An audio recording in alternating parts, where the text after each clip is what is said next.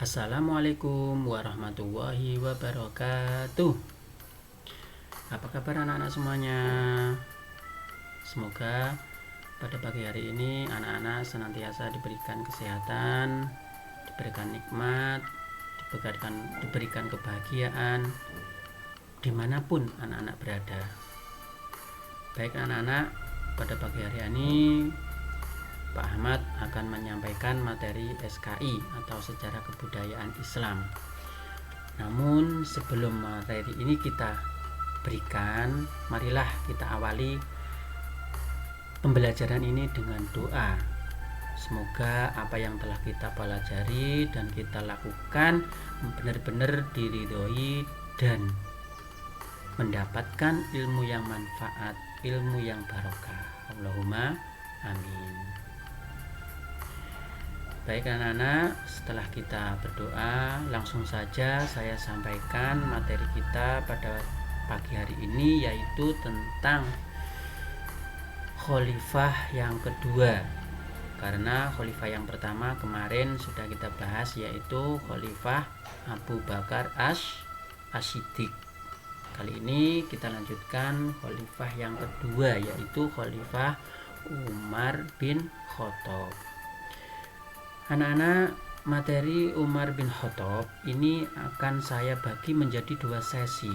Dalam video ini akan saya sampaikan sesi yang pertama, yaitu tentang biografi dan karakter atau watak dari Umar bin Khattab. Sesi yang kedua nanti insya Allah saya lanjutkan, itu tentang proses masuknya Islam Umar bin Khattab dan proses perjuangan beliau selama menjadi khalifah hingga akhir hayat beliau. Baik anak-anak, langsung saja saya sampaikan. Khalifah Umar bin Khattab dilahirkan pada tahun 581 Masehi atau kira-kira 13 tahun setelah kelahiran Nabi Muhammad SAW.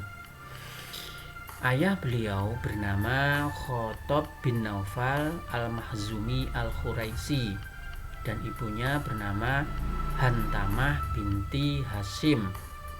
Kedua orang tuanya itu berasal dari suku Adi. Suku Adi itu adalah suku yang terkenal dan terpandang, dianggap suku yang mulia juga di kalangan bangsa Arab. Watak dari Umar bin Khattab itu adalah keras. Keras itu kaku. Ya, biasanya watak kaku itu dibarengi dengan pendirian yang kuat, tidak gampangan goyah. Selanjutnya juga wataknya beliau juga pemberani. Jadi beliau itu seorang pemberani. Jadi tidak gentar, tidak takut kepada siapapun. Selanjutnya juga wataknya disiplin. Disiplin itu tepat waktu, artinya melaksanakan tugas, melaksanakan ibadah, melaksanakan pekerjaan itu tepat waktu sebelum batas waktu akhirnya ditentukan. Itu sudah selesai, artinya disiplin. Itulah karakter Abu Bakar yang sangat menonjol, sangat kelihatan. Ketika masih remaja, beliau terkenal sebagai pegulat yang perkasa. Pegulat itu seperti orang tinju gitu loh ya. Tinju atau gelut lek awake dhewe ngaran itu ya. Gelut. Dan juga sebagai pacuan kuda, pemacu kuda yang hebat karena sering menang dalam lomba.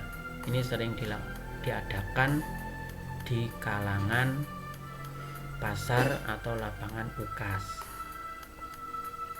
Selanjutnya karakter lain yang beliau kelihatan itu juga selain pemberani juga tegas. Yang kedua juga suka musyawarah, terus kemudian adil dan bijaksana. Jadi siapapun ketika beliau menjadi pemimpin, dia tidak membela siapapun kecuali benar. Jadi tidak memandang itu keluarganya ataupun kerabatnya. Kalau salah tetap dihukum. Itu adil dan bijaksana karakter beliau. Yang terakhir juga yang sangat menonjol wataknya adalah sederhana, anak-anak. Jadi watak beliau ini sangat sederhana. Ketika beliau berasal dari bangsa atau suku yang terpandang, beliau tidak memperlihatkan kemewahan atau kesombongannya. Jadi tetap memperlihatkan kesederhanaannya. Anak-anak, pada masa jahiliyah ia juga seorang yang sangat patuh dan taat beribadah terhadap ajarannya yang ia peluk, yang ia yakini, yaitu ajaran nenek moyang. Bahkan ketika Islam datang, dia sangat membenci ajaran agama Islam. Kenapa? Karena ajaran agama Islam dinilai bertentangan dengan ajarannya. Makanya siapapun yang mengikuti, siapapun yang memeluk agama Islam pada waktu itu, beliau perangi, beliau musuhi, beliau benci. Itu karakter Umar bin Khattab. Sebelum masuk Islam juga, Umar bin Khattab itu juga terkenal orang yang sangat kejam. Kenapa anak-anak dikatakan kejam? Sekejam-kejamnya singa. Tahu singa, anak-anak? Singa itu koyok raja hutan itu loh, singa itu raja hutan itu. Sekejam-kejamnya singa tidak akan memakan anaknya sendiri. Betul napa mboten? Lah, ini si Umar bin Khattab ini pernah dikatakan kejam, pernah dulu itu membunuh anaknya sendiri ketika masih bayi. Karena sebagai tradisi jahiliyah juga pada masa itu mempunyai anak perempuan dianggapnya sebagai aib atau memalukan bagi keluarganya. Maka tidak jarang, tidak aneh kalau dulu banyak orang yang membunuh anaknya, mengubur anaknya perempuan hidup-hidup. Itu sudah biasa. Kenapa orang jahiliyah sangat membenci anak perempuan? Karena anak perempuan itu dianggapnya tidak bisa perang, tidak bisa berburu, dan tidak bisa melindungi keluarganya. Itu anggapan mereka pada waktu itu. Padahal seperti kita ketahui, tidak semuanya orang laki-laki, anak laki-laki mampu dan bisa melindungi keluarganya dari apapun yang membuat keluarga itu tidak tenang, tentram, dan lain sebagainya. Banyak di antara kita yang mengetahui anak perempuan banyak yang pemalu, penakut, cengeng. Itu ada juga, banyak seperti itu. Apakah orang-orang laki-laki yang seperti itu bisa dan mampu melindungi keluarganya? Temukan jawabannya sendiri.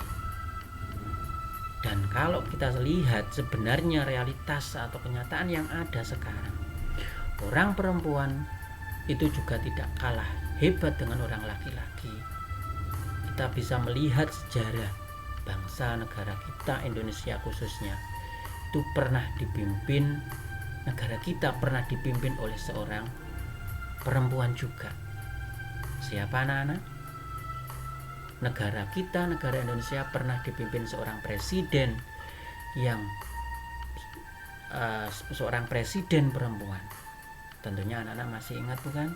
Siapa itu? Yaitu Megawati Soekarno Putri, putra dari Presiden Soekarno, Insinyur Presiden Soekarno. Itu salah satu bukti juga bahwa orang perempuan itu juga bisa melindungi, bisa menjadi seorang pemimpin. Jadi sekarang hal-hal seperti itu sudah tidak bisa dijadikan dasar secara logika.